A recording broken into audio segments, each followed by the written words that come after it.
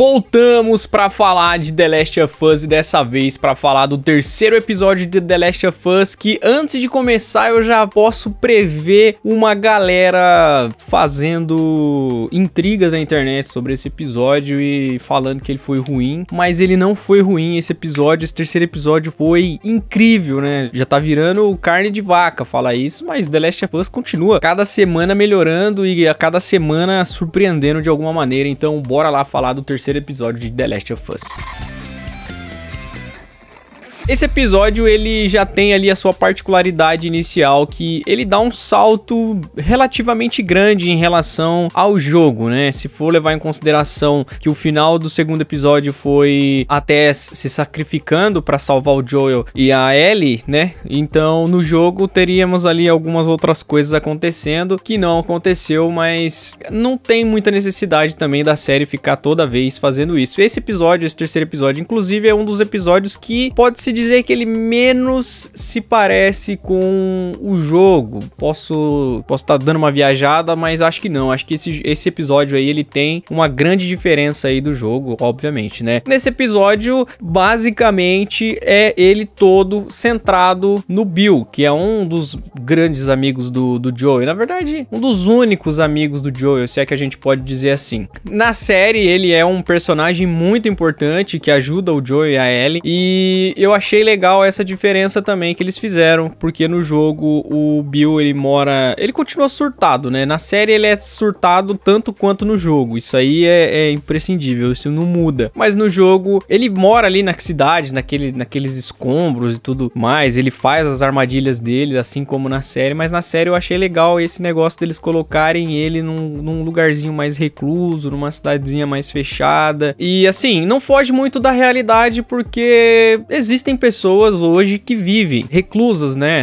Pessoas que vivem em zonas rurais, em casinhas lá, que é só ela, que ela é autossuficiente. E se você chegou até aqui e tá gostando da série, tá gostando dos vídeos, deixa seu like, deixa sua inscrição aí e ajuda a gente, que nós estamos precisando de likes, estamos precisando de comentários, estamos precisando de inscrições. E outra coisa também que eu já vou falar agora, né? Que eu tinha colocado pra falar isso aí depois, mas eu vou falar agora. Vai ter gente reclamando da sexualidade do Bill, dizendo que a HBO tá forçando e tudo mais, mas não, cara, não fica claro, mas no jogo você percebe ali em algumas falas dele, você percebe que sim, o Bill já era gay no jogo, então isso não é uma coisa que foi criada pra série pra poder falar que, tamo tentando agradar todo mundo e tal. Não, ele já era assim, então não tem essa conversinha aí de que forçaram essa sexualidade do Bill. Mas vamos lá, apesar desse salto no tempo, voltando um pouquinho pro começo da série, que o Joel ele tá sofrendo luto pela perda da Tess. Na primeira cena do episódio, que ele tá colocando a mão na água ali, que a água tá indo e ele tá montando uma piramidezinha com as pedras, aquilo ali pode ser interpretado como um túmulo, alguma coisa do tipo, que ele tá sofrendo com a perda da Tess, mas nesse mundo pós-apocalíptico, as pessoas não têm tempo pra ficar chorando, não tem tempo pra viver o luto, né? E ele vai carregando esse luto com ele, e ele fecha ali alguns acordos com a Ellie, e a Ellie ainda fala pra ele que ela não tem culpa da morte da Tess, ela realmente não tem culpa dessa morte, e ela pede pra que ele não a culpe, e ele entende isso, né? Então aquele primeiro momento ali, os dois estão muito fechados um com o outro, e parece que depois disso eles começam a se desenrolar melhor. Inclusive, depois que o Joel vai procurar lá as coisas dele naquela loja, que a Ellie fica alucinada porque ela encontra o fliperama. Então... Mentira!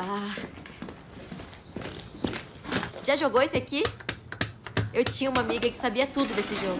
Tem uma personagem chamada Milena que tira a máscara e tem dentes de um monstro. E ela te engole inteiro e vomita só os ossos. Nossa.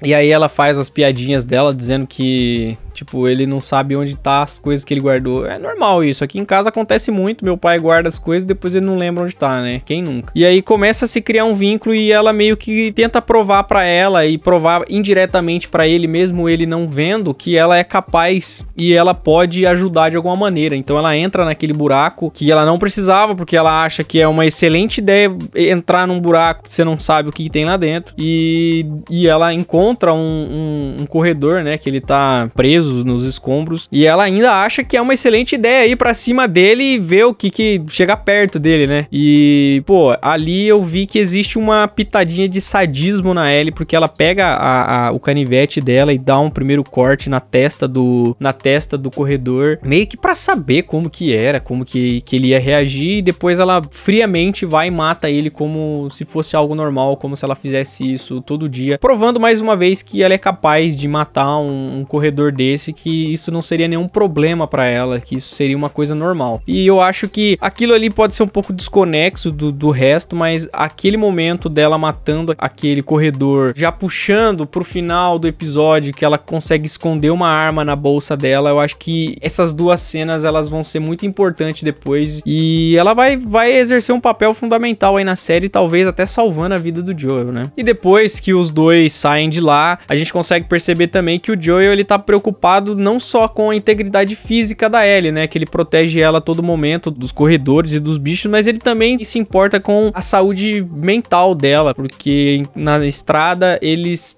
tenta escolher ali entre dois caminhos, ele quer ir pela floresta, pelo mato, porque ele não quer que ela veja algo na estrada. E é lógico, né? A menina curiosa do jeito que é, entrou num buraco que ela não sabia nem o que tinha dentro, é óbvio que na estrada ela vai querer saber o que tem, e aí encontram aquela vala com centenas de cadáveres ali de pessoas inocentes que morreram porque o exército da Fedra matou aquela galera porque, sei lá, tava com medo que eles contaminassem alguém de alguma maneira. E depois seguimos a história e a gente vai conhecer a história do Bill, que é um personagem muito importante no jogo, como eu já tinha dito, e aí a gente descobre como que ele surgiu, como que o Joel conheceu ele, e aí, cara, a série, ela se arriscou a sair dessa zona de conforto, porque a princípio a gente achava que ia ser só desespero a série inteira e corredor e zumbi infectado pra todo lado, mas não, ela foi por um outro caminho e deu muito certo. Esse episódio, ele, se você pegar o primeiro e o segundo episódio e for comparar com o terceiro episódio, ele foge um pouco, assim, é um episódio mais calmo, é um episódio que tem poucas cenas de ação, é um episódio com poucas cenas de tensão, é um episódio que conta a história de um casal que tá vivendo a vida ali e se gostam e tal, e é bem legal essa construção. O roteiro nesse episódio foi fenomenal, eles conseguiram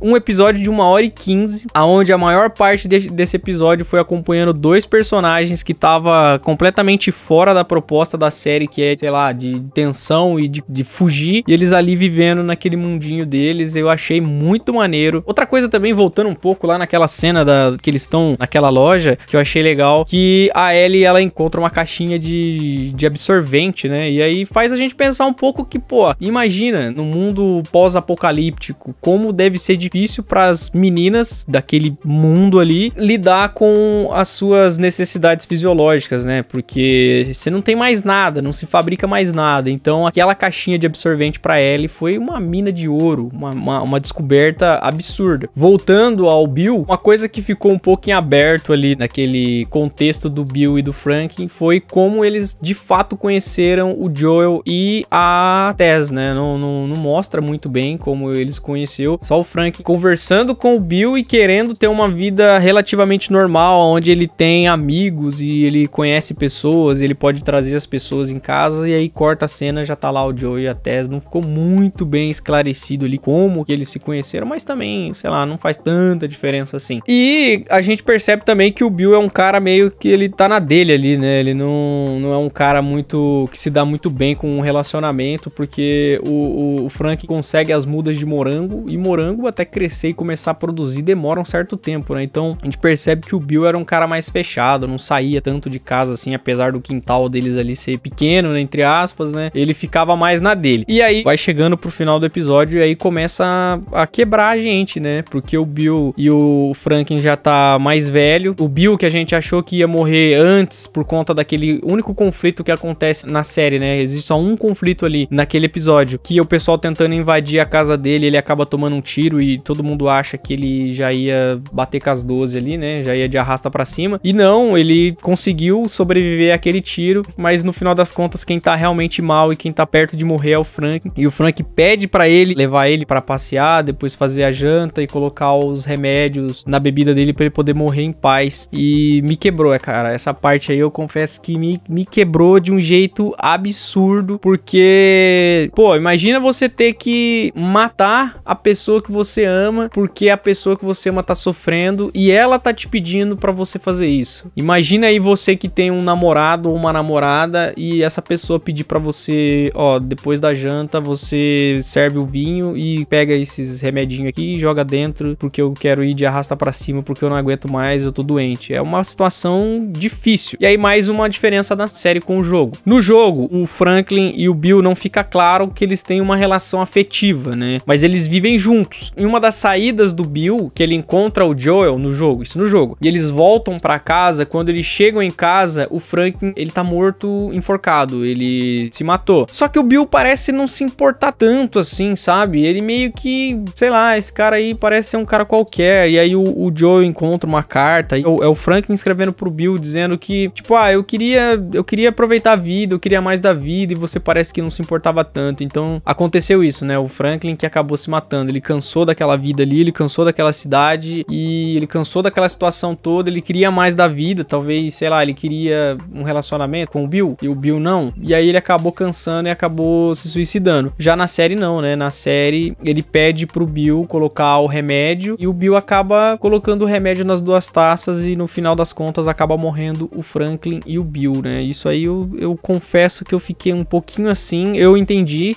foi interessante, fez sentido pro roteiro da série, mas aqui no jogo o Bill ainda ajudava, né, o Joel depois, e aí no final das contas o Bill nem se reencontrou com o velho amigo dele, apenas deixou uma carta dizendo que o Joel podia pegar tudo que ele queria, e aí a caminhonete tava lá também. No jogo essa caminhonete aí é uma história longa, porque eles tentam fazer ela funcionar, ela não funciona, aí tem que empurrar pra dar tranco, e a Ellie tá dirigindo, e enquanto ele tá empurrando, vem corredor de todo lado, vem instalador de todo lado, é um desespero que você tem que parar de empurrar a caminhonete pra poder atirar nos bichos, que senão os bichos pegam o Bill, pega a Ellie, e na série foi bem mais fácil. Mas uma parada que eu achei muito maneiro também foi, que eles fizeram, foi a reação da Ellie ao entrar na caminhonete, que ela fica entusiasmada, porque é a primeira vez que ela entra, ela não sabe nem o que é um cinto de segurança, ela fica brincando com o negocinho de sol. Assim, se a gente perceber aquela cena do avião, que o avião tá caído, que ela pergunta pro Joel se o Joel já voou naquilo, e ele falou que sim, infelizmente algumas vezes, né? Ele falou, algumas vezes. E aí ela fala, nossa, deve ser incrível voar. E aí ele tenta colocar problema, tipo,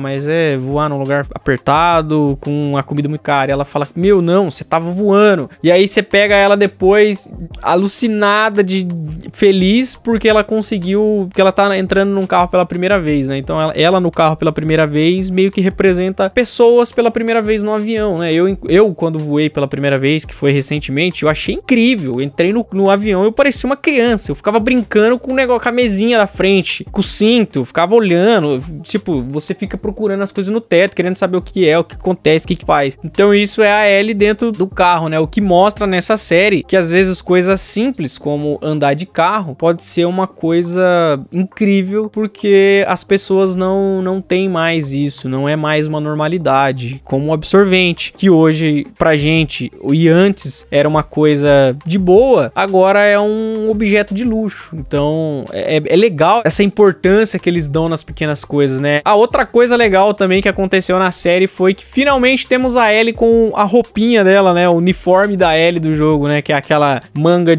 comprida cinza e a camisa vermelha, né? Depois que ela chega na casa do Bill, eles finalmente tomam um banho decente e aí ela coloca a roupa lá. Então agora ela vai ficar com mais cara de Ellie ainda. E finalmente descobrimos como começou a pandemia, de fato, né? E faz muito sentido. Eu achei que ia ter alguns prólogos pra explicar isso, mas esse episódio não teve prólogo, mas teve o Joel contando pra Ellie como que a pandemia começou. E como no segundo episódio nós descobrimos que o fungo tava em algumas fábricas de grãos, e esses grãos acabaram se transformando em farinha, acabou se transformando em farelo, e esses farelos e essas farinhas acabaram se transformando em comida, e essas comidas foram parar nos mercados, e as pessoas começaram a comprar e comer essas coisas tudo meio que ao mesmo tempo. Então explodiu tudo ao mesmo tempo. Porque imagina, pensa em uma bolacha passatempo. Vamos pensar pensar que na fábrica da bolacha teve uma infecção na farinha que eles usam para fazer a bolacha. Eles fazem um lote com 10 mil pacotes de bolacha. Esses 10 mil pacotes de bolacha vão pro mercado e 10 mil pessoas diferentes comem